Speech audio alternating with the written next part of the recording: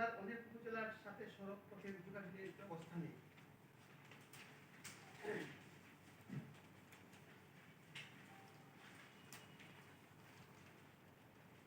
জেলার অভ্যন্তরীণ যোগাযোগের ক্ষেত্রে কয়েকটি উপজেলার সড়ক পথে জেলা সদরের যোগাযোগ থাকলেও, যেমন জামালগঞ্জ, দিরাই, তাহিরপুর, অন্যান্য দুর্গম উপজেলা সাল্লা, মধ্যনগর, ধর্মপাশা, গড়াবাজার যোগাযোগের ক্ষেত্রে নৌপথেই একমাত্র অবলম্বন ভরসা।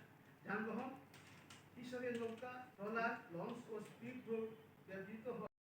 সামাজিক কার্যক্রমে আমরা নিয়োজিত রেখেছি।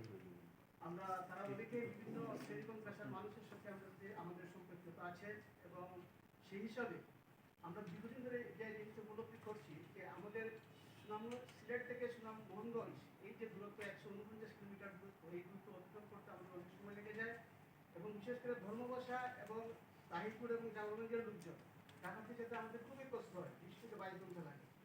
আর ওইদিকে মোহনগঞ্জ থেকে ট্রেনে যেতে সময় লাগে বিষয়টা 5 থেকে 5.5 ঘন্টা।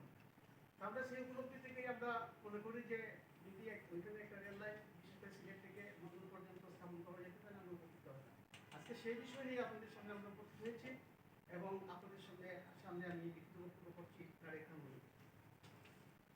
প্রিয় সাংবাদিক বন্ধুগণ, আসসালামু আলাইকুম।